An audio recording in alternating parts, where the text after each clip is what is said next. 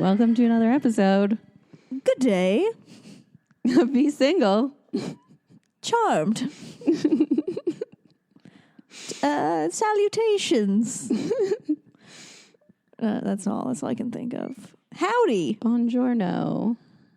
I went on a Tinder date last night and he said howdy to me. Howdy. Yeah. One of those. I was like, oof, this is not going to go well. Howdy. Wow. Well, you know, shit happens. Trying out the cowboy salutation. It's like, I don't know. Actually, I've never thought about how I feel about howdy. Because it literally never gets said to me because I've grown up in Los Angeles. Yeah. No one fucking says howdy. Unless it's like a joke. Right. But it was like a genuine howdy that I got last night. Wow. I got a real ass howdy. How'd it go? It was all right. It was fine. Wasn't amazing, but wasn't awful. Mm-hmm. You know, just one of those like, I don't know. I like caught myself being a little judgy. Just because like he was like, I like Star Wars. And I was like, oh, I don't like you. But then we kept talking and I was like, okay, well, I guess you're not like that guy. Like you thought he was obsessed with Star Wars? I was like, oh, you're not like a fucking nerd, are you? And he was like, no, I just grew up watching Star Wars. I'm like, okay. Oh, I'm trying really hard to not be my judgmental self and assess that you are a shitty person because you like Star Wars.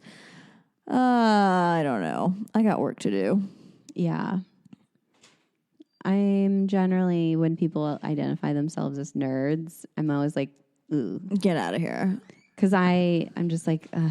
Yeah, I don't like it either. And I told him that. I was like, I despise nerd culture. Me too. Yeah. And he was like, oh, well, yeah, I don't really identify as a nerd. I was like, okay, well. All right. You're off the just hook. Fucking told me you like Star Wars, but okay. But, yeah. How you doing? I'm good.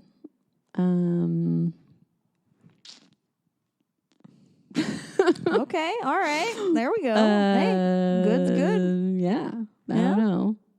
I'm just like, I'm fucking over it. I'm done. I've been single for like, what, a month and a half, 2 months? Mm-hmm. I'm already like, I can't. Oh, yeah. You said that you were thinking about getting back with in the Facebook group.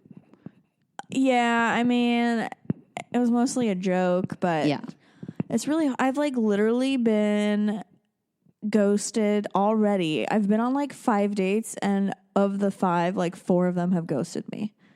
Wow. After the date? Yeah. But like, okay, the one who wanted to come on the podcast, yeah, I was texting with him and I was like literally just scheduling when he was going to come on the podcast. And he was like, yeah, it'll be funny. And we were just talking about it and he seemed like really into it. And then like we were done talking about that. It was like going to be this week. Mm-hmm. And then I was like, oh, by the way, like my night just freed up tomorrow night. Do you want to hang out? Mm-hmm. And he never responded. Oh. And I was like, okay. So then I like texted him again the next day and I was just like, I guess you don't want to hang out. And he didn't respond. Wow. I was like, are you fucking kidding me? It's so annoying. How is it that quick? Like literally we just had a full conversation over text and then I send this one thing and you're just like lights out. Like no more, I don't exist anymore. Wow. Like what? And all I said was, do you want to hang out tomorrow? Like that's all I said. That's so frustrating. This is the kind of shit that drives me nuts. Like I understand ghosting when it's like people who defend ghosting sometimes. It's like you only went on one date or whatever. It's like, sure, I understand that. But at the same time, it's like this shit's happening literally like mid-conversation when you just ask a question and literally all the signs before that did not make it seem like you were about to be fucking ghosted. Completely out of the blue. It's like pure, like it literally is illogical and makes no fucking sense. And that's the shit that drives me crazy. Well, it's so unpredictable because it just makes you like anxious because any new person, I mean, that's how kind of I I just got to the point where I expected people to ghost me. Yeah. And it was just like, which is so sad. yeah. I'm just like, oh, I know you're going to ghost me, you know? Like, right. Like, but just knowing that that's the culture. Happened so many times, and I like never expect to hear back from anyone. It's just like, how do you deal with it? It's so fucked. Mm-hmm. Yeah. So I was like really annoyed with that because I actually was vibing with him and I did like him. Yeah. And I was like, I thought we could have at least gone on a second date. Like, what the fuck? But ghosted. Stupid. So stupid. And you were all like saying you wanted to come on my podcast and shit. Like, yeah. what happened to that? No. I mean, I've been on dates with with guys too. And then they're like, and then they think about it and they're like, ooh, do I want to be on a podcast? We need to get a guy that we've dated on the podcast. Yeah. Maybe we should do that. Who am I on good terms with that I could ask to be on the podcast who's not my ex-boyfriend? Yeah, that's a thinker. Well, you'll find one. Shit. Anyway, yeah. Just a lot of bullshit. Really fucking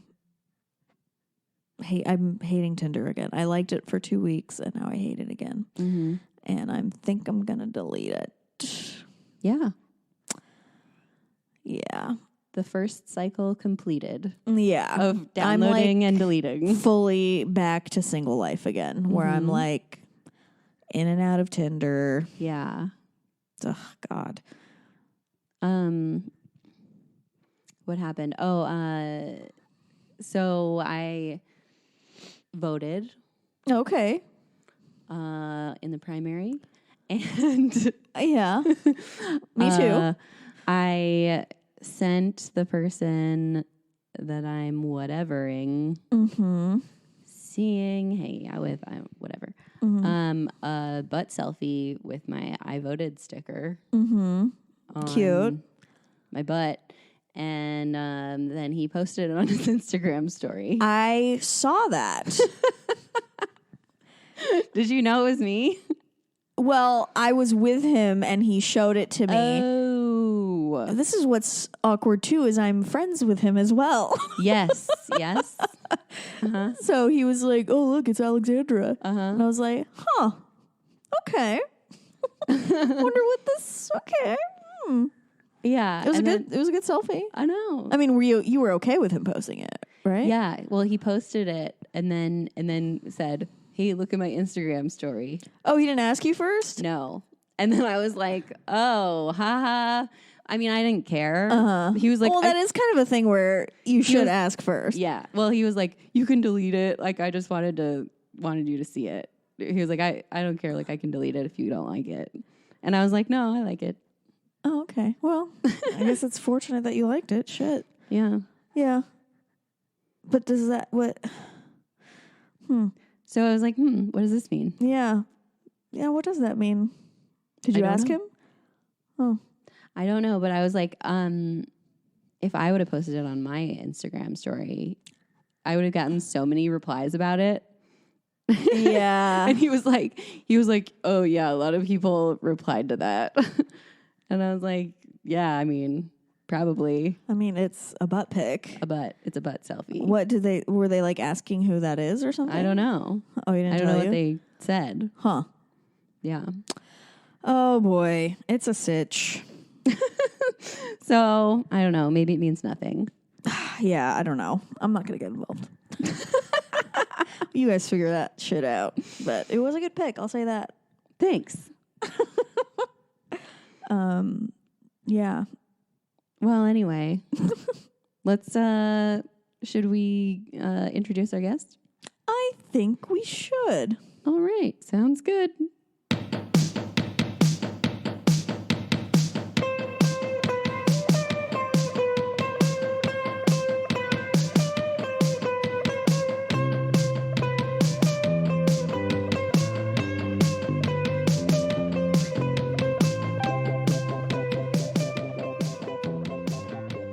And we're back.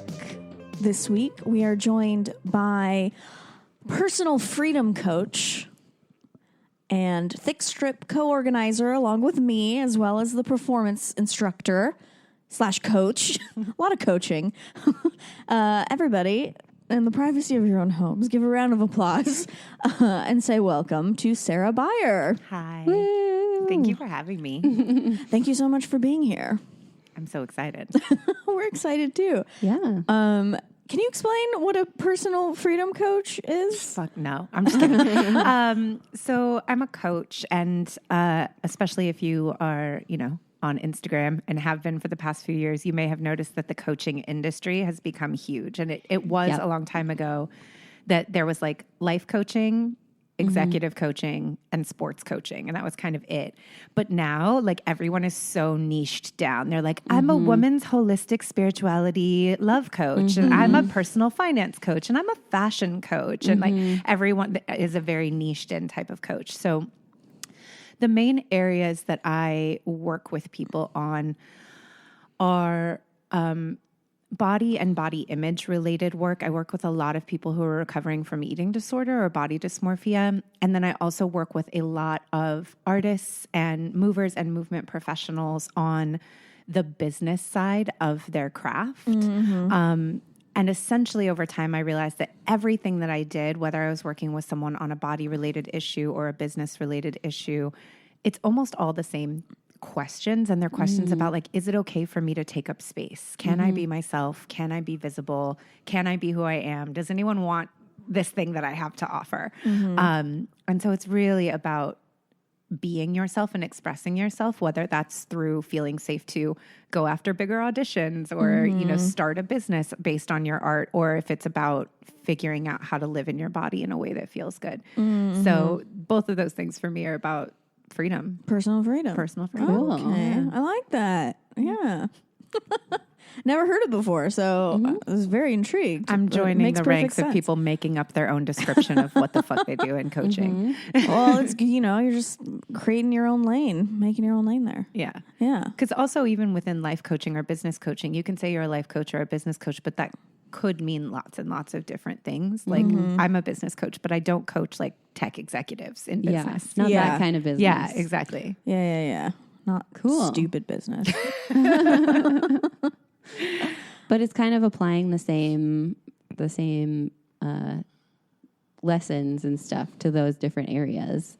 Yeah. Which is interesting. Well, when I started, I come from dance. And so to me, coaching always made lots of sense because if you're in dance or theater or performing arts, you grow up being coached and getting notes and just taking them your whole life. And that's a really normal thing. Same thing with sports. Like a lot of executive coaching comes from sports psychology. It's like, how do you perform under intense pressure?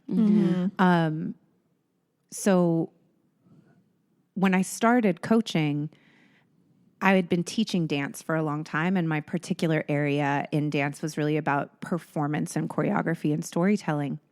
And I was teaching choreography workshops, and I traveled all over the world teaching stagecraft and choreography, and it hit the point where I never came in with a lesson plan. I would just be like, everyone write down all the questions you have and pass them up. I have a binder full of them. All over the world, everywhere I went, it was like 5 questions. Can I do this? How do I know I'm not boring?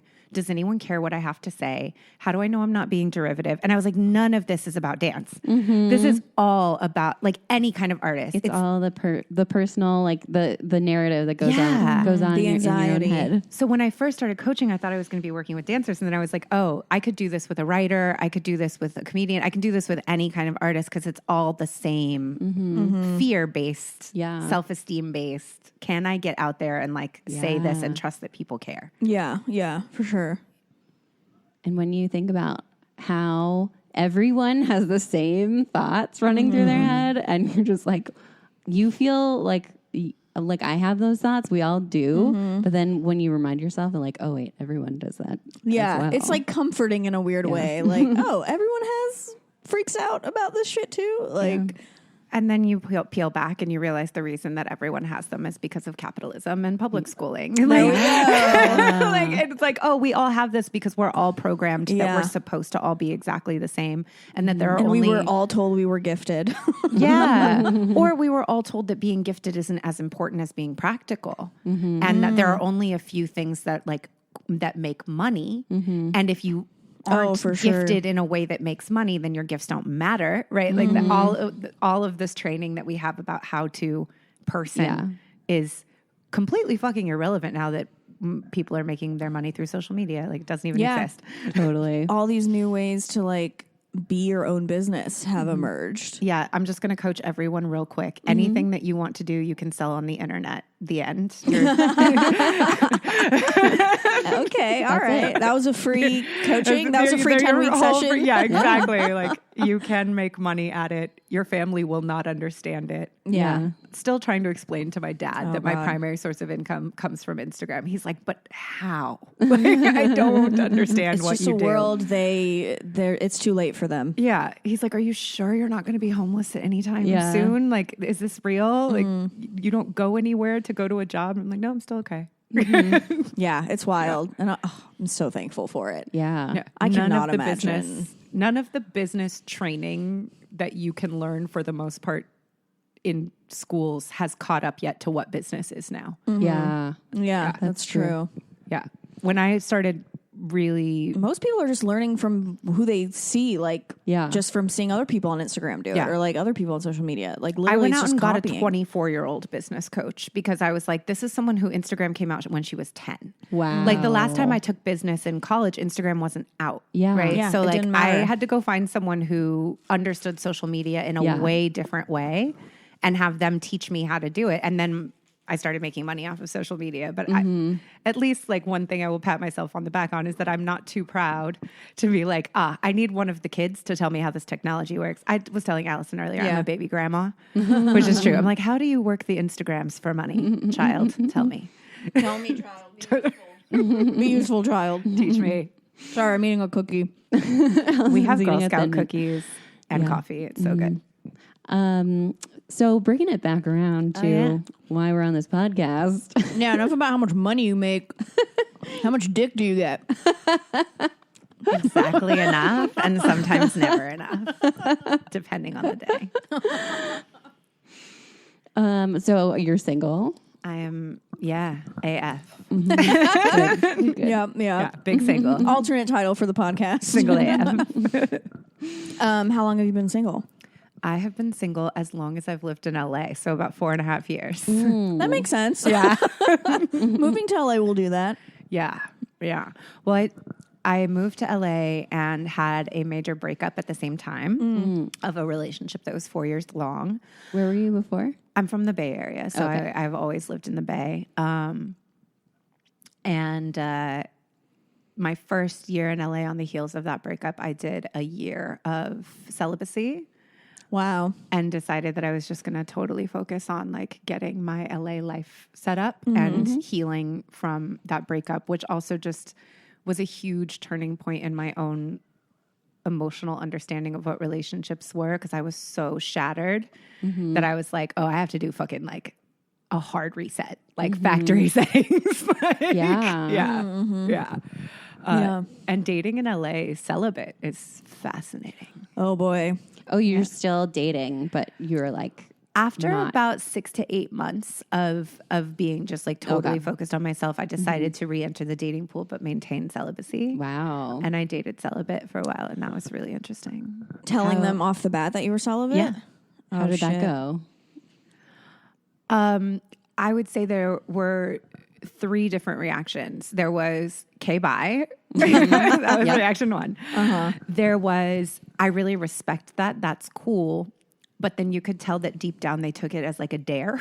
So they would like, want to go out and then like put the mood, and like within a few dates they were like, oh, you're serious.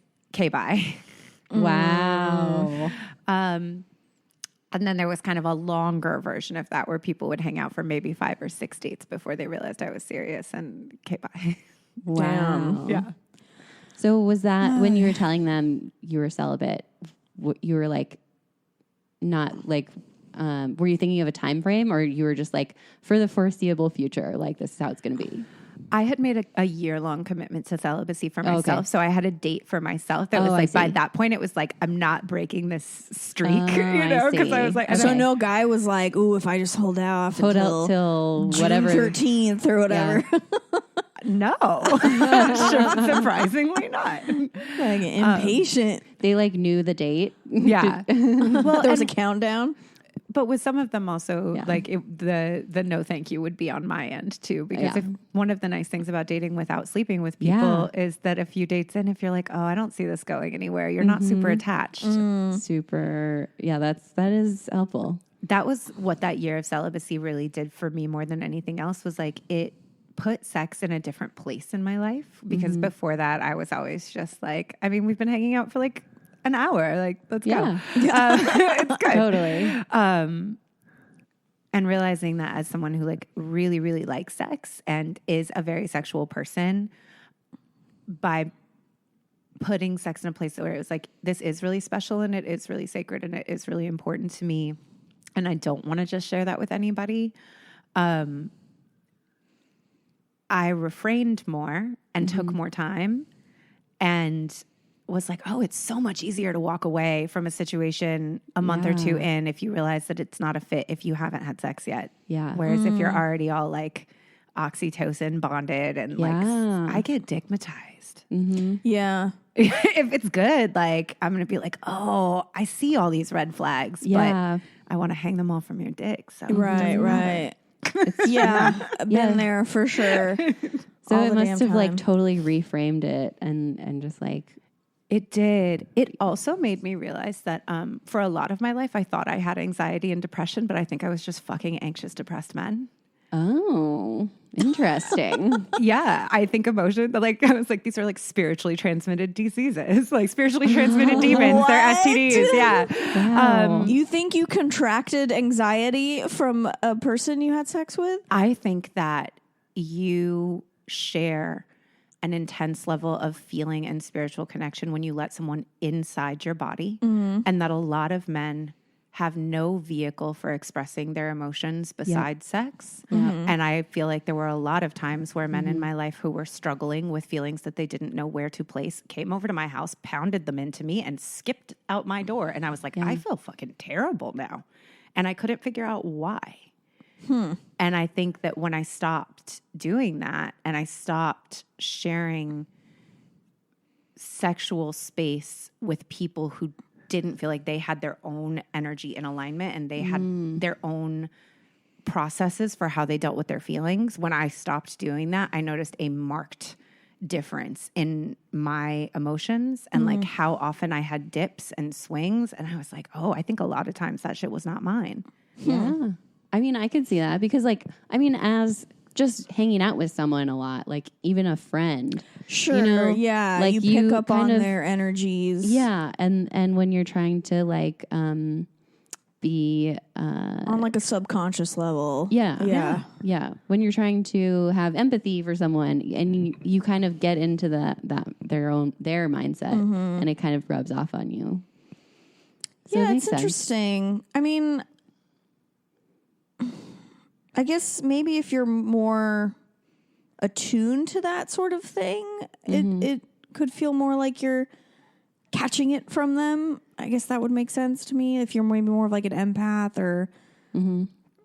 Which, and I'm just going to throw this in, by the way, because many, many, many of us are empaths or highly sensitive people. And all that means is that you're traumatized, right? Like empathy is a survival skill that you pick up from having the kind of childhood where you need to be able to feel all of the emotions in a room for your safety and survival. Right? Yeah. So if you grew up with alcoholism, addiction, abuse, or abandonment, which is like America in your family, then you probably walk into a room and know what the vibe is. And you probably feel your friends' feelings, right? 100%. Yeah. The difference between an empath and a highly sensitive person is that if you're a highly sensitive person, you pick up on someone's feelings when you're with them, and the second you leave the room, you're fine. If you're an empath, you can feel someone's feelings that you're connected to when you're not with them, or like maybe long afterwards. Yeah. It just hangs out in your body. So you'd be more of like an empath. Absolutely. Yeah. See, I think I'm more of like a highly sensitive person because I'm really good at picking up cues and I can read when there's like tension. Mm-hmm. But as soon as I'm out of there, I'm like, all right. Oh, yeah. I'll pick up, like, if I hang out with someone who's depressed, like, if I don't detox and cleanse myself, I'm going to carry their emotional residue in my body. Okay. Interesting. Yeah. I mean, I don't know. What does it mean if it just turns to anxiety? You're anxious. Okay. I guess that makes sense. You need to meditate. Yeah. God, I know. Everybody just meditate. Because it fucking works. I know. I can't. Like, I want something dramatic and fast. I don't want gradual daily behavioral change. This is bullshit. Like, exactly. Make it like a TV show I need to watch or something. There's an app for that. Yeah, exactly. Mm-hmm. All right, so back to dick. No. Yeah. Always comes back to dick. Or vagina, or, whatever you're into. Well, you're into dick.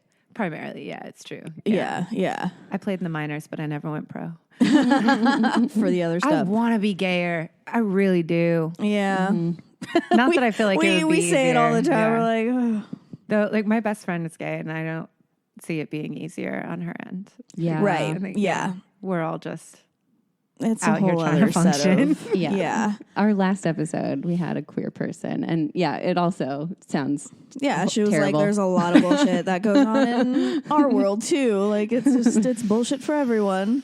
I think LA is the problem. That's the root of all evil. That's what it comes back to. Every episode, we're just like, LA just sucks. I know. And we alienate all of our listeners, most of whom don't live in LA. I couldn't tell, like, when I got here, like, and I started dating, because I had been in a long relationship. Yeah. The time I had been single before that, like, Tinder wasn't out yet. And so I was like, I can't figure out what's the biggest difference here, if it's app culture or if it's LA, or if it's a combo. It's a because I combo. haven't been on the apps in the Bay, so I don't know how different it is up there. I mean, from someone who spent her early 20s in the Bay, like, it was pretty shitty there too. Oh, great. Yeah. Sorry. I'm sorry about my home. Sorry. I mean, guys there, but also it was my early 20s. So it's like, Yeah, we're all there's messed up. that too, where it's like, well, also I was like 22 and thought sleeping with guys would, get them to fall in love with me. And when they didn't, I would be miserable for a very long time. Like, Right, that part. until I fucked a new guy and thought the same thing would happen. And then that didn't. So a lot of it, that too, is like, okay, well, is it that the climate here is shitty, or am I just like dating wrong? A couple weeks ago, I was reading through one of my diaries from when I was 14, and that's basically what it was like. Yeah. Like, every 3 pages, I was completely in love with someone new. Yeah. I'm very guilty of that. I will like create a fantasy in my head of somebody that I do not know. There's a 12-step for that. I know. Yeah, it's I great. know. Oh, yeah. I know. It's called fantasy obsessive love addiction. Y'all look it up. Yeah. It's real. It's very real. I mean, I'm like more aware of it now. So I try to like nip it in the bud before it like gets out of hand. But Those 12-step meetings are crazy, by the way. Like, I went to some because I was like, oh, yeah, I'll check this out. Like, this is interesting. I think I do this. But then you're in a 12-step meeting. So those are, like, usually part of SLAW. So you're in those meetings with, like, actual sex addicts and people who are real fantasy obsessive love addicts, where they're like, and then it's 2:00 in the morning and I'm outside their house crying. And, like, we exchanged 4 text messages and never met. And I know I'm not supposed to be there. And you're like, oh, I'm fine. yeah. It's like when you watch Yeah. Hoarders because you have Yeah. a stack of paper in your house and you're like, I'm good. yeah. Yeah. No, I like, sorry for the social comparison. You're not supposed to do that in 12-step. But I will say, being in those meetings made me be like, okay, I have like a slight issue, but it's not. But it's not not to this. that level. It's not like a red alarm. Like, this needs to be fixed now. Yeah, there are scary stalkers in here. Yeah. Yeah. Man. The only person who ever made me near that was, you know who? Gary. Gary. Gary, I hope you're listening. Yeah, I mean, that's not his actual name, but we can't say. Like, he brought me to a level I never thought I could reach, where I was like calling him like 20 times in a row and he like wasn't picking up, and like, Oh my God. yeah, like he was such an extreme, like the definition of toxic, and it turned me into a crazy person. Yeah. Which also I shouldn't say, whatever. You know what I mean? It just turned me into a person that I'm like, looking back now, I'm like, who the fuck was that? Like, that's not me. In my last relationship, I hit a point where I was like, for the first time in my life, I understand how people get into a relationship where both of you just cheat and lie to each other about it. Whoa. And I like saw the turning point where I was like, I can Whoa. stay in this relationship and become that person because like that's the only way I'm going to be able to emotionally survive here because I know you're cheating and I know you're lying about it. And like, Oh, gosh. it was so like toxic and so codependent. And I was like, oh, this is how you do that. Like you're in this place where you're too scared to leave and you're too attached to leave, but you know the other person isn't faithful. Oh, and so horrible. to maintain, you just do it too. I was like, oh, this is how this happens. Okay. I had never understood it before. Yeah. I was like, I I have know to get it's out. so easy to say that from the outside of like, if someone else is in like a relationship that's like obviously not healthy, it's like, well, why don't you just get out of it? Yeah. Right. And it's like, yeah. it's so different when you're in it because there's just it's so much more complicated and you're, Yeah. It's intense. Yeah. Yeah, and there is that like scarcity thinking on top of that where you're like, what if I never meet someone ever again? Like at least this is a partner, you know, which is got to get out of that thinking, but it's harder to do than, you know, than it sounds. So how's your dating changed since you did the celibacy and like, how do you date now? Are you still celibate now? The way that I describe how I date now is that it's like looking for a job when you're living on a trust fund. Like, I'm fine.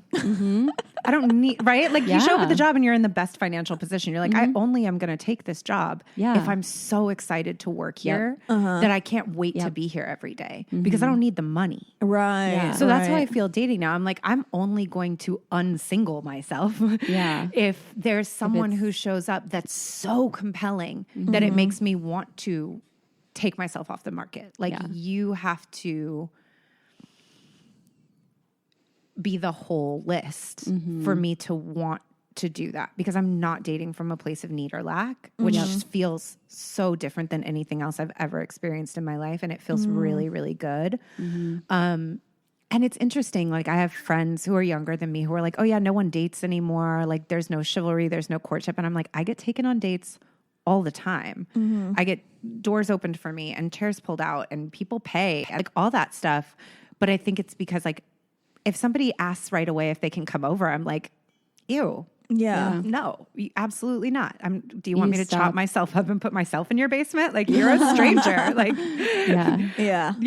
You just say no. Like those are immediate unmatches, right? Or like, I will on apps, like somebody will match me and I'll look and I'll be like, this person's handsome, but it says here that he's politically moderate. And I'll be like, sir, what does this mean? Yeah. We're going to have a conversation. One of the things I've learned that a lot of people think that moderate means I don't have a position on politics, which first of all, you're a It just terrorist. means you're Republican. Yeah, exactly. Yeah. I'm like, how in the waning days of Babylon do you not have a position on this shit? Yeah.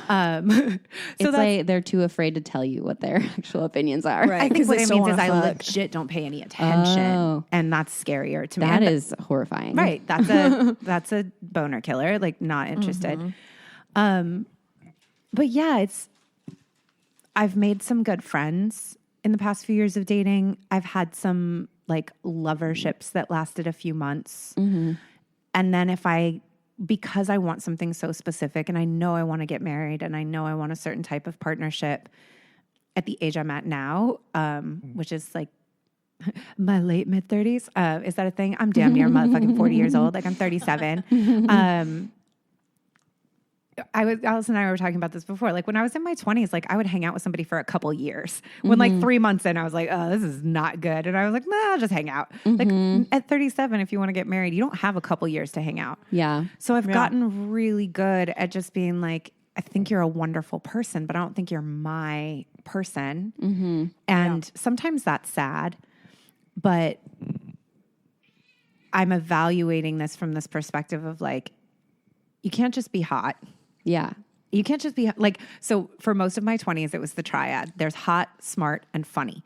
You have to be 2 out of 3 for sex and 3 out of 3 for a relationship. But now you have to be hot and smart and funny and like financially stable and emotionally literate. And you have to have a good relationship with your family. And we have to want the same things long term. And like, it's such a higher level of commitment. Like, I've had people where I'm like, oh, you're almost everything, but I don't want to like join credit reports with you. Like I'm worried about how you handle money. And that's a big deal when you're like at almost 40 and I've been an artist my whole life. I'm like, yo, how are we going to retire? Like I'm really thinking about this shit. Right. Yeah. You know, so if you are also almost 40 and you're like Peter Panning out in these LA streets and just dating hella people and you have no money and you're like, having fun, that's great. But the two of us together don't equal one stable adult. Yeah. There has to be long-term goals. Yeah. Like at this stage in life, like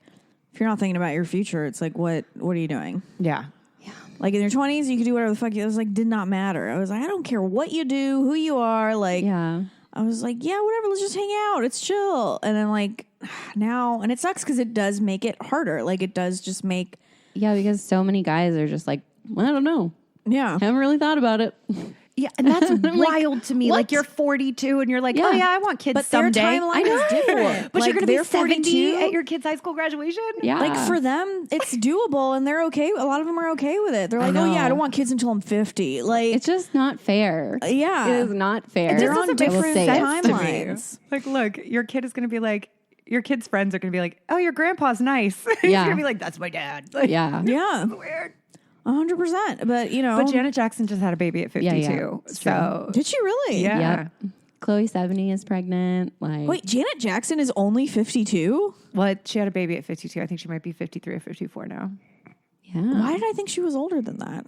I don't know, because she's been famous as long as she's Forever. been alive. Yeah, for sure. Yeah. But Actually, she yeah. started when she was like Very young. 7 or something. Yeah. True. Wow. Yeah, my mom had my sister when she was 42.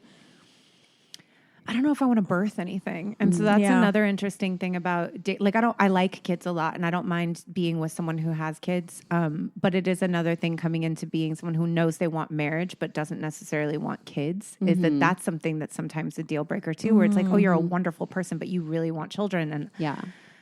I really like my pussy. And I know Well, it'll still that be there. I know, but like, like my entire life. Like when people are like, "Oh my god, the miracle of pregnancy," and all that, I'm like, "That looks gross." Like, have you seen Alien? Like that does not look good to. I'm bad at being a girl in that way. It has never looked compelling to me at all. I've never wanted to birth anything. Oh, I relate to that 100%. And I think I want kids, but I'm like, being pregnant just sounds like an anxiety attack, like 24/7. constant to me. anxiety. Like I I'm think just it constantly worried that my kid's dead in my stomach. I think it Like I'm sounds doing one fun. wrong thing. It sounds yeah. I think it sounds fun. It sounds awful to me. But people think Coachella sounds fun, and Allison and I both agree that sounds like torture. yeah. I don't need to ever go to I would Coachella rather go to also. Coachella for 9 months Oh my than god. be pregnant. That's a hard call for me. I think I might rather be pregnant than go to Coachella for 9 months. That's like the ultimate would you rather. Oof, yikes. Be at a music festival for 9 months. I don't even want to Stuck be at in a a music music- and festival it's for like- 9 minutes. That would be the ultimate hell. That's Dante's 10th level of hell. It's Coachella. Yeah. Again, chicks in daisy crowns. Sorry if you're wearing a daisy crown right now. Yeah, but also don't wear a daisy crown. Yikes. There's like 2 occasions that call for a daisy crown. One is being 10 and playing in a field. Yeah. And the other is a like an beach Instagram wedding. photo at Oh, yeah. Coachella. And that's it. Well, okay. So what's your dating life now? My dating life now. I kind of regularly like clear the deck if I've been kind of talking to people for a while and I know that it's not going anywhere. I'll do a clean sweep and detox. Actually, can I backtrack for a second and ask you, how do you meet people right now?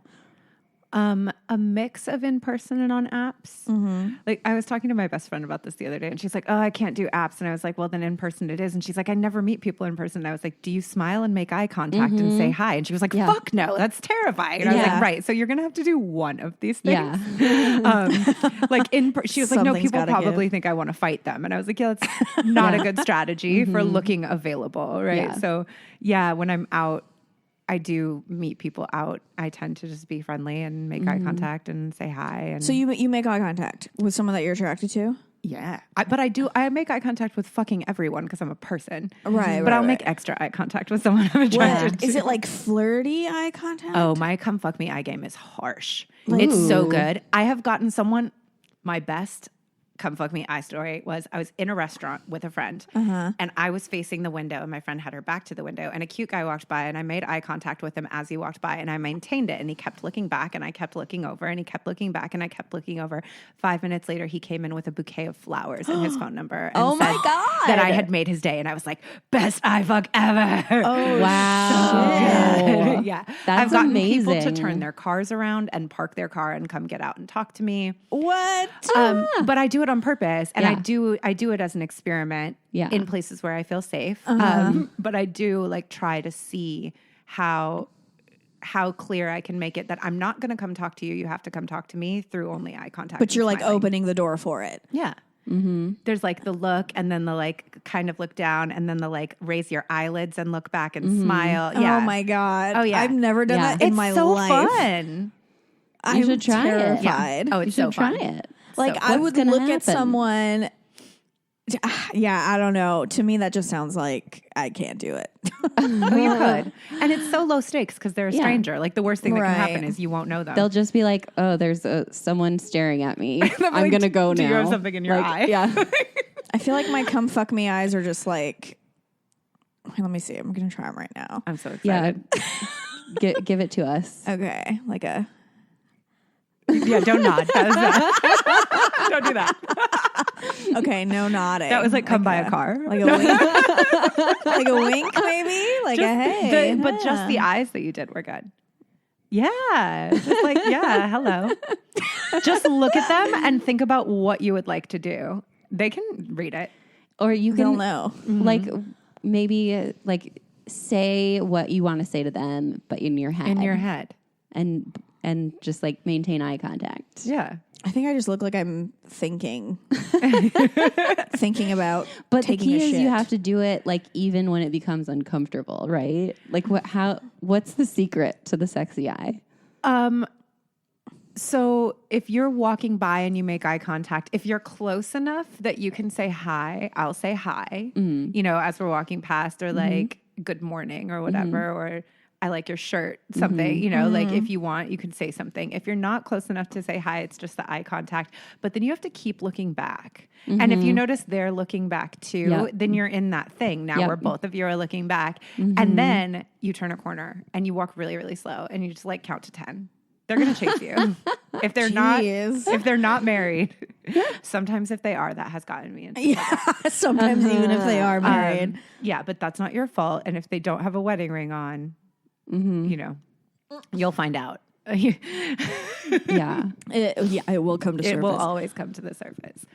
But yeah, like just making it clear that you're interested, that you're available, making eye contact, saying hi. Come on in. I can't say Take a number. in the numbers game of it, like I can't say that I've had radically better results meeting people in person than I have on the apps, right? Like you don't know. Yeah, because you have no context and What you know in person is that there's physical chemistry. yeah.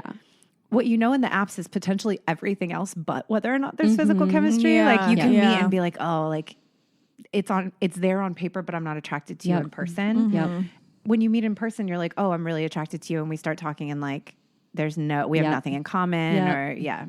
Or they're real Yeah. dumb They're or like really, that happens. yeah. Yeah. You don't know. They're a Republican. Yeah. They're married. Yeah. They're a libertarian. Yeah, it's cringe. You can run into minefields in either direction. situation. Yeah. So Yeah, it's like, that's true. But everybody kind of keeps this narrative up of like meeting in real life is better. Yeah, because it's the romanticism that yeah. people are taught and think of like it's like, oh, it's so romantic. Yeah, it's We so met in much better. person. It's so much more romantic. It's so much more authentic or whatever. And it's it's better meet cute if it works. But, yeah. like, yeah. Man, I feel like it's all the same.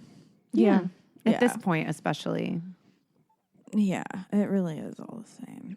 I think like maybe I feel like my way of flirting with guys might be too aggressive. Like maybe I'm just like too mean to them.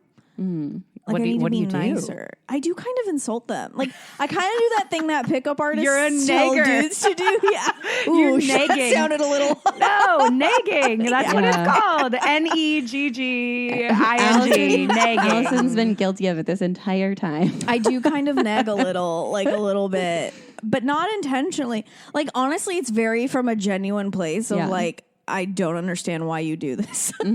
Like I went on a date last night and the guy like made a really bad joke. And I was just like, I told him, I was like, you make jokes like it's the year 2012. Like you cannot tell jokes like this anymore. But it was like for his own benefit. Like I wasn't. You crushed his soul. A little bit. How did he respond? He actually took it well. He was like, okay, like, I'll leave the comedy to you or whatever. And to me, that was cool. I was like, okay, like you understand What that. was the joke? Now I really want to know. Oh, God. He made a few bad ones. I think this one specifically was like, oh, shit, what was it? Wait, it'll come to me. I'll remember. Oh, my God, I can't remember. Well, damn it, I can't remember. If it comes to you. Yeah, I want to know. Yeah, it was a very like Anchorman-esque dumb type joke that I was like, I'm sorry, what? Yeah. Get the fuck out of here. But yeah, I was just like, it's not 2012, dude. Like, you gotta up your joke game or whatever. Well, but to me, that's like, it's fun. It's flirty. I think what you just discovered there was that you guys do not have compatible senses of humor. Yeah. And at the end of a date like that, I would just be like, I don't see a romantic connection here, but you're a fine person, and shake their hand and leave. Right.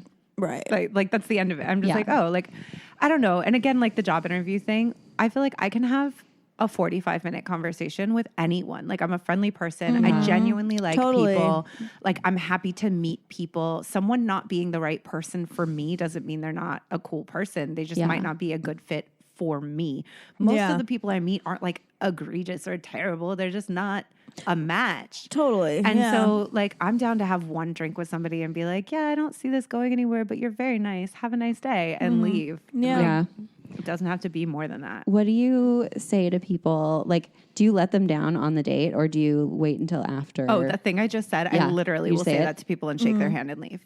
Absolutely. Because there's no point. I think there's so many people that are just so afraid of that. But that's why people ghost. I know. Yeah. It sucks. Yo, I think if you are a female listening to this, I will say, we don't get to complain about douchebag fuckboy behavior in men and then do it ourselves. Like one of the things I really had to call myself out on in my dating life was like, if I'm complaining about fuckboy behavior, I need to look at all the ways that I'm a fuck girl. Like where am I sending out 2 a.m. texts saying come over because I'm lonely? Yeah. Like where am I engaging in behavior where like I know I don't like someone and I'm only hitting them up for attention? Like where am I devaluing myself in a sexual connection? Yeah, like, totally. I can't be fucked over by fuckboys if I am not fucking that boy. Like that's on me. Right. Yeah. And so same thing with like people being passive aggressive and ghosting and icing. Like we can't complain that dudes are doing that, but then we're so confrontation avoidant that we do it too. Exactly. It's on all of I've us. totally been that person. Oh yeah, like we all 100%. have. Because we're But you so never, afraid. You never like think about it in those terms because you're like, oh, that would require me changing my behavior. Yeah. Right. Well, and that would require me learning some new Yeah. communication skills and Exactly. communicating like an emotionally healthy adult. Well, it would also require you to know like what your shortcomings are. Like, you know, because I've been in therapy for a while now. And like one of the first things I realized was that I had been unintentionally seeking these kinds of guys out because of a real fear of being in an actual relationship. Right. Yep. Thinking that I wanted to really be in a relationship. Yep. So yeah, basically self-reflection is something that's hard, and acknowledging your own faults and how you do play like a factor in certain things. Like, I mean, not to say that men aren't shitty, but I don't think men are shitty. Like, I'm going to like unpopular opinion. I love men. I love get men. out of here. Yeah. I love men. I think there are a lot of great men out there. I love women. I think there are a lot of great women out there. I love trans folks. I think there are a lot of great trans folks out there. I love There's non-binary a lot of great people out There's there. There's lots of great people. Yeah. There's also not all men. There's also shitty versions of all of those people too. There's a lot But- of shitty programming. Yep. I mean, I'm saying men like with a capital M, like the culture of men. I don't even think that's true. I think the toxic masculinity is terrible for everyone, regardless of gender. Right. And I think that we are all entrenched in some paradigms of playing out gender and relationship that are not working really for they're not working for anybody. It's not like men are happy and fulfilled. Like men are committing suicide at higher rates than women. Exactly. Right. Like it's not like men have it better. We are in a cultural system right now, a series of interlocking cultural systems right now that are not making it easy for anyone to develop intimacy. And it's a problem, but I just like, I really like to stay away from getting into the men are trash kind of mindset because again, like saying like, I'm out here saying I want a relationship and choosing dudes who don't. It's like, I can't be out here saying I love men and want to marry a man and men are trash, right? Like I don't think that those two things help me live my life in a way that makes me more open to finding a partner. Yeah. Sure. Yeah. It's your internal monologue and self-fulfilling prophecy, probably. Like, you know, if you're always saying that. I mean, like, you've said men are trash a million times, Alexandra. I have. You cannot act like you never say that now. No. But when you catch yourself saying it, it's like, what am I putting out? I do it all the time. Yeah. So, I mean, and this is something that I work with myself on and I work with my clients on, but I think it applies here. I don't know if you guys have heard this idea that there's 4 levels of consciousness: to me, for me, by me, and as me. So level 1 of consciousness, to me. Everything is happening to me. These dating experiences are happening to me. Dudes are assholes. I have no part in this. It's completely unfair. Like, you know, all these people, like people have cheated on me. People have lied to me. This is all happening to me, right? The next level is for me, where like, everything that happens in my life is happening for me. So if this is happening, it's happening for a reason that is eventually for my benefit. So how are these situations facilitating my growth? What is it that I need to look at through this? If I keep attracting the same type of relationship experience, what is that telling me that I need to look at? How is this for me? How is this for my growth?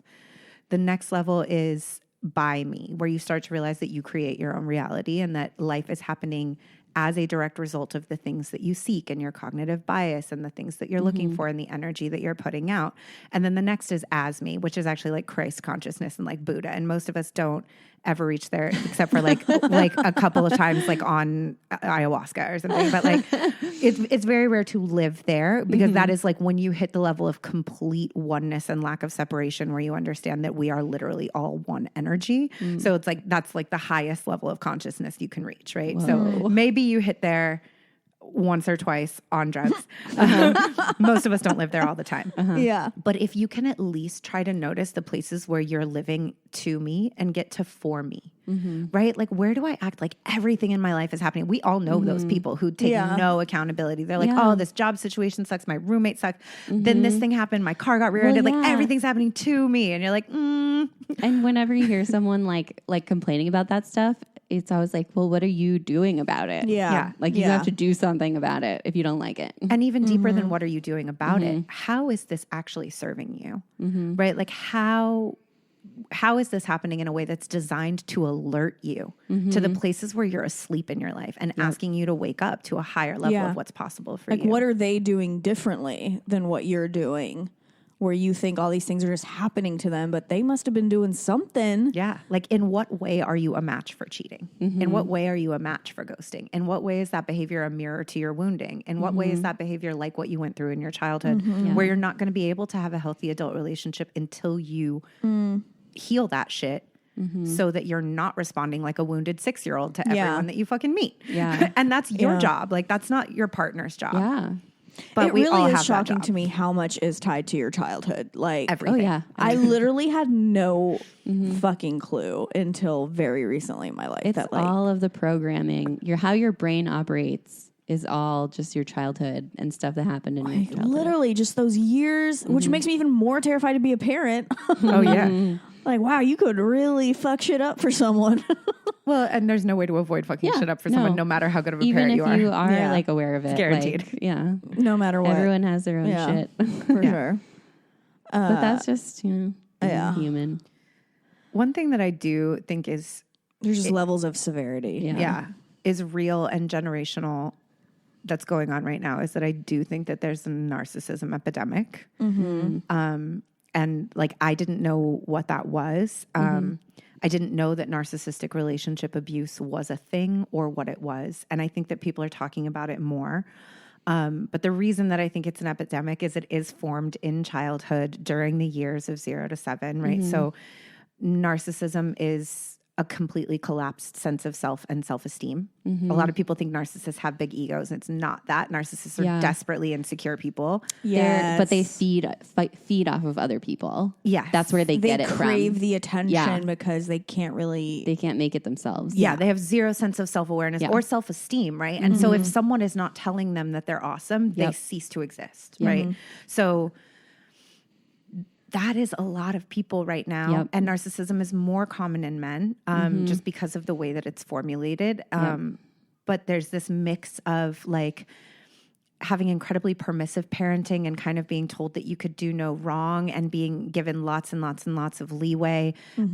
If you have a narcissistic parent, you're more likely to be a narcissist because you're usually like seen as an extension of that narcissistic parent. But the narcissist relationship abuse cycle is really, really scary because it is not very understood. And I would say it's something I encounter in dating pretty frequently. I was telling Alice, like I just went through it. Within 10 days, I was like, oh, this person's a narcissist. But the beginning of a relationship with a narcissist is like a fairy tale romance. And it's really confusing. And they're especially so charming and they're so exciting. So exciting. And especially if you have sex quickly, that's like, it's something you get swept into. And that was one of the reasons for myself that I started taking a while with sex is that like, one of the ways that I am a match for narcissistic partners is that I'm a super romantic, soft ass person. Like I love romance and I love lots of contact and like I love, you know, like my Venus is in Aries, y'all. Like I want passion. And I have a Libra moon. I want passion. I want partnership. I want you to text me all the time and tell me how much you like me.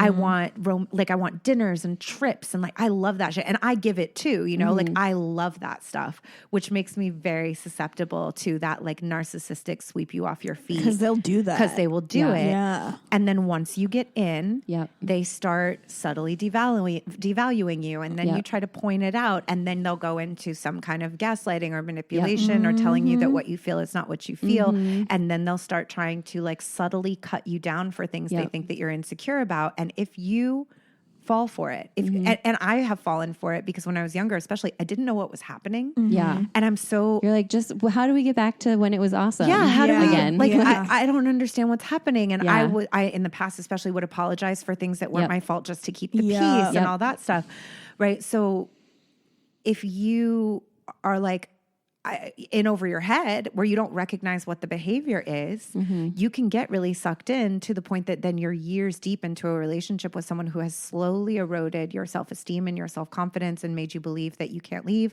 and no one's going to want you. And like, right. Like it's really, really scary. And it's so common. And I encounter it pretty frequently in dating that like within a few weeks I can tell. So like if the first time you have an argument with someone, they can't apologize and they can never take any accountability for anything they've done wrong, and they always manage to make everything your fault in a way where you end up apologizing to them when you came to them with the issue. That's a big red flag. That's 100%. Like run. And narcissists don't do it on purpose. Like that's just their conditioning too, because they're not aware. They're not aware of let me gaslight this person. I don't think any narcissist is like, I'm gonna gaslight you right now. They don't even really acknowledge that they're doing it themselves. Well, they don't know. And I think like there's a lot of research that says like narcissism is one of the things that like doesn't respond to therapy. But most narcissists would never go to therapy because part of the thing is that they don't believe there's anything wrong with them. It's everyone else. But I do think that like, I think it's generational, and I think that I've seen more of it in the past few years than I've ever experienced before, or maybe I'm just more aware of it now. But it is a little bit scary how often I encounter those personality traits. There's also like a scale of narcissism where Yeah, it's true. so, like I think I have some narcissism in me. Everyone, I'm pretty sure everyone has narcissistic qualities. Yeah, there's a Yeah. healthy degree of there ego is, and narcissism. and a lot of actors, a lot of people in the entertainment industry are like proven, like studies have shown, like have a range of narcissism in them. And in a lot of ways it can help you. Like it does help you in life to, you know, think highly of yourself and demand attention from people and seek out that sort of. It can help in like business or in just like, you know, your work life. Yeah. Yeah. Having the healthy dose is one thing. When it gets to the point that like you're using it to manipulate others and tear people down, and like almost all narcissists are cheaters, right? And part of that is just because they need a constant, steady supply of people telling them they're great, and especially like women's attention. They need to like look like the life of the party. Like they need that. So yeah, it's like there's a level of narcissism and there's a level of ego that's healthy. And then there's like that tipping point where you're in a danger zone. Yeah. Yeah. So you just gotta watch out for. And well, so you've been in it before. And so then like this last time, like what was the big sign that you were like, oh, this person's a narcissist? He went through the cycle incredibly quickly. Like he was like boyfriend of the year right out the gate, like really sweet, super affectionate, this was like in a span of like a few calling. Weeks. Within the span of like less than 2 weeks. Like We we started dating the week before Valentine's Day, and we had met out. We met at the mall, and we exchanged numbers. We went out to dinner that night. He took me out to dinner. We were texting, we were talking. We went on a few dates. He would always like pick me up and pick everything and take me somewhere nice and all of that stuff. Valentine's Day was it was like 5 days after we met, and he like dropped off at my house like a potted bouquet of tulips and a dozen chocolate covered strawberries and a bottle of wine for me and my girlfriend who were hanging out. He's like, this is for you guys. And then he left, like super sweet. Amazing. Like, yeah, it was great. And I was like, oh my gosh, this is amazing. And he was like, yeah, I want a relationship. He was able to speak with what seemed like a lot of self-awareness about what went wrong in past relationships. Like, and then pretty quickly, there were just a few days where he was less responsive and his energy was a little bit weird. And I was trying to make a plan with him to hang out. And the day that we were supposed to have plans, he didn't contact me all day. And then when he did turn up, he was like, oh, you know, sorry, I know you wanted to hang out today. And I was like, yeah, it seemed the past few days like you're losing a little bit of interest in this situation, which is totally fine. And he was like, honestly, I've just been exhausted. And I said, okay. And then a little while later, he said, well, good night. I'm sorry you feel the way you feel. To which I said, held on to that. To which I said, LOL, okay. Which I believe is the correct response to a fake apology. Yeah. So like, I'm sorry you feel that way is not an apology. Yeah, no. So it's like, okay, at almost 40 years old, you either don't know that that's not a real apology, which is not hot, or you know it's not a real apology and you gave it to me anyway, which is not hot. Like either way, I'm not into it. LOL, okay. Nothing's hot here. Yeah. I didn't hear from him again for a week. And I was like, oh, it's over. Like I'm never going to hear from him again. And I was right in my assessment. He just lost interest. And I was like, cool, whatever. He turned back up a week later. Can I pause a second? That shit pisses me off so much when it's like, we're so good at picking up when the energy is off. Like when something is off where it's like, you had a pattern before this. Yeah. And now things are different. So for us to call it out is not us overreacting or like being crazy or like looking too much, reading too much into things. It's like literally you are changing your behavior when you acted differently when we first met, and now all of a sudden things are like, this is facts. Like this is what's happening. Yeah. And to get like, oh, it always pisses me off every time when a guy's like, oh, I was going to text you tomorrow. Like, what's the big deal? It's like, you were texting me every day before this. Yeah. And now you're taking your sweet time. Well, and the answer is it's not a big deal. Bye. Like, I don't care. Yeah. Like, you don't owe me anything. Just we say just what met. it is. Yeah. Like, but the fact that you're not able to say what it is like, oh, we're not a match. Like, thank you, next. So, he turned up a week later with like, are you okay? And I was like, yeah, why wouldn't I be?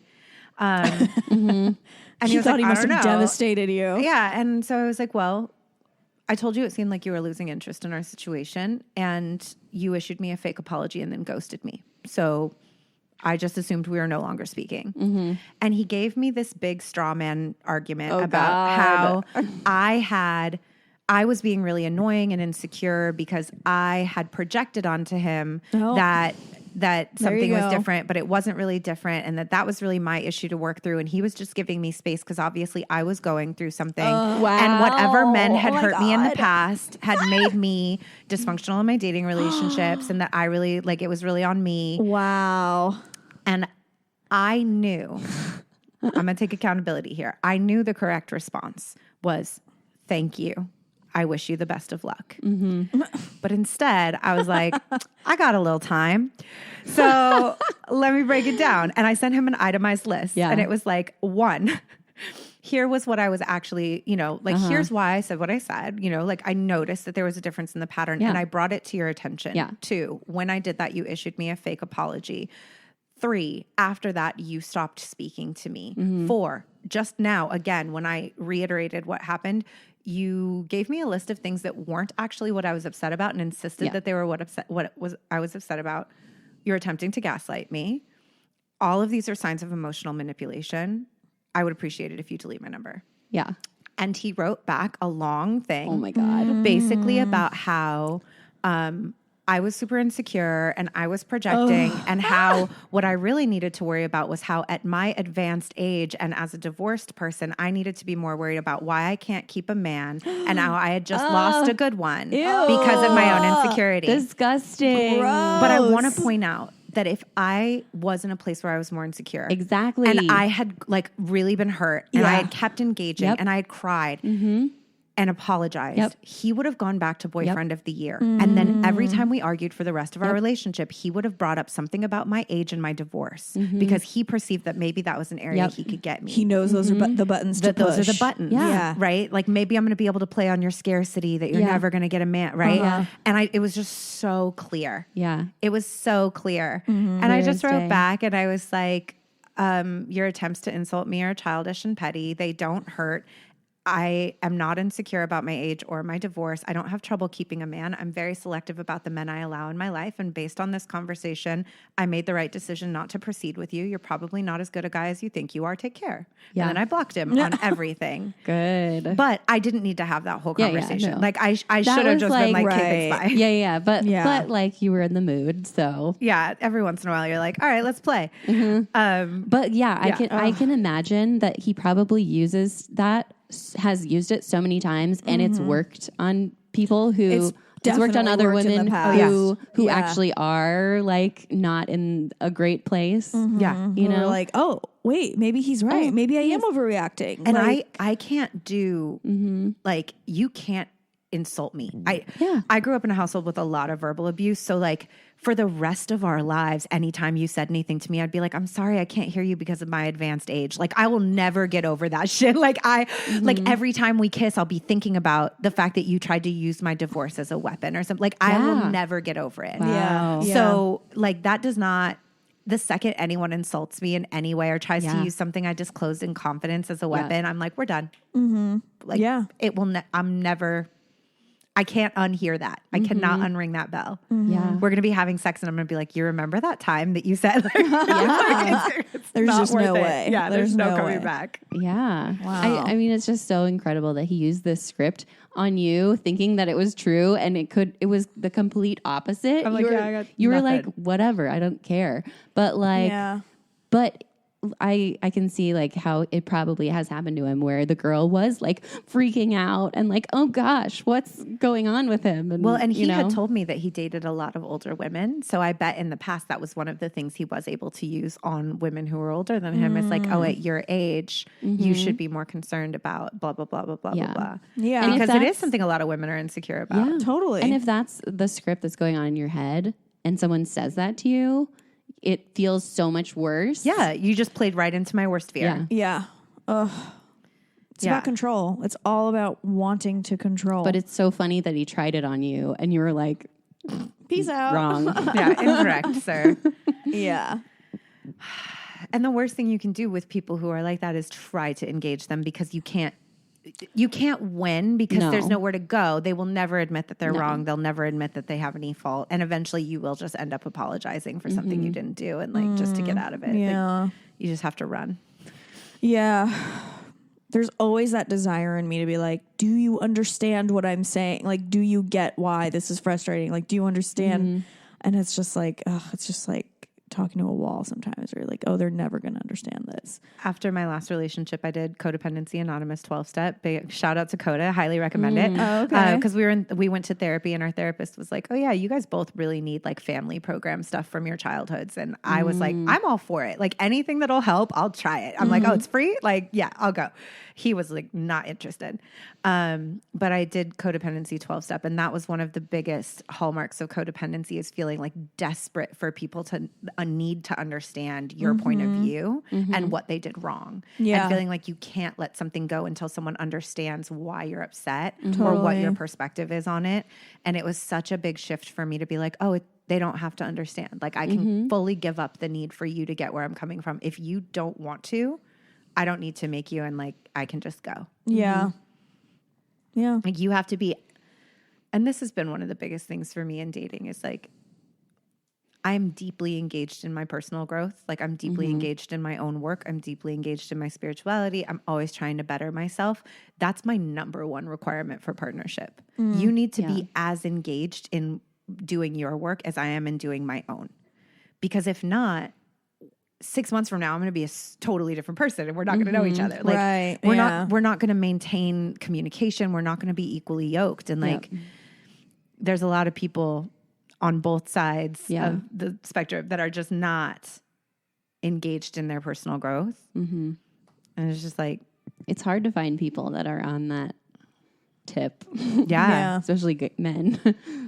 Who want to do that. Yeah. The desire for that, I think, is hard to find. Yeah. Yeah. And I need, at this point, I know that what I need is not just the desire, but they need to be doing it. Because I have gotten into situations with people who are super great, but really quickly I'm like, I'm their coach or I'm their therapist. And then we're not matched, right? Then I shift into like this support role, and it's not, I'm like, you should be paying me. And not. Yeah, guys will go to therapy for like 1 month and be like, okay, I'm good. Like they really not all. And then men, they're whatever, like, but. yeah, I don't know. Yeah, I guess this is like a pattern that we have. Yes. Men who use us as free therapists. Yeah. I mean, I've never experienced that, but You haven't? not really. I think I'm a very selfish person, and I'm like, like with my ex, I would be like, you need to go to therapy. Like, I want you to go to therapy, but I really wouldn't press that hard because I'm like, ultimately it's your life. Do what you want to do. Like, you're providing me the things that I need in a partner right now, which is like emotional support and like being there for me. And right now it's kind of all I care about. Like what you're doing with your life. Like I care about it, but like at the same time, it's on you to do that. I'm not I don't want to be your coach. I don't want to be the person that's like pushing you to like be your best and then taking away from my shit and what I'm doing. And I mean, we ultimately broke up because of it, but like really because I was like, this can go two ways, where I am like this person who's focusing on how to make you better, or you can just do it yourself. Well, and it sounds like that's actually really healthy and not at all selfish. It's just good boundaries. But I think the part that maybe wasn't articulated was, I'm not going to do this for you, and I don't have a stake in whether or not you do it, but I can see that if you don't do it, you and I may not end up together. And if that's really important to you, you might want to think about that. Yeah. I think what I mean by selfish is like, I was enjoying the relationship, even though those things were technically important to me. I was downplaying them and more focused on like what he was giving me immediately in the moment, which was like the affection and the emotional support that like I needed. So I was like taking in that sense and kind of like downplaying these other things that actually were really important to me and were eventually what led to the breakup. Yeah. So my bad. My man, sorry. Yikes. It's definitely me. No, but we're cool. We're cool. It's all fine. Well, that's we're getting to the end of our episode. It's been a freaking hour. I don't know. So- I don't know if any of that was helpful, but I hope it Oh, was. that was all very helpful. That was super helpful. I learned a lot. I Yeah. do too. I think what I've just revealed to LA is that I'm a really weird person to date. Well, you're just like maybe weird for certain people here who are like, huh? Like what? Like self-awareness, huh? Like Too much work. what growth? Like Yeah, but those aren't people you want to be with. they're so really not. there you go.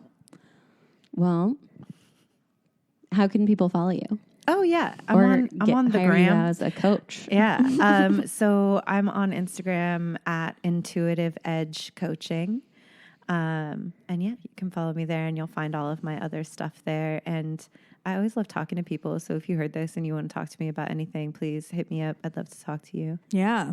If you think you might have a narcissistic partner and you want someone to tell you to run, hit me up. You'll be that bitch. Always. Run, bitch.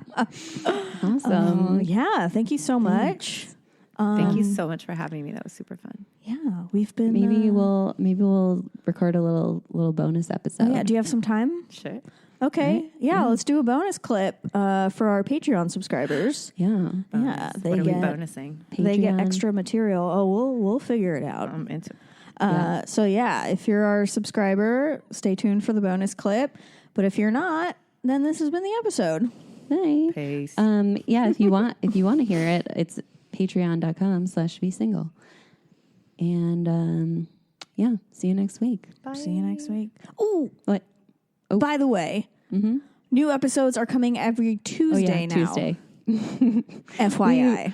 I've been changing the day that they come out Yeah. every day, and but it's going to be Tuesdays. We're on Tuesdays now. Yeah. Perfect. Okay. Bye. All right. Bye. Bye.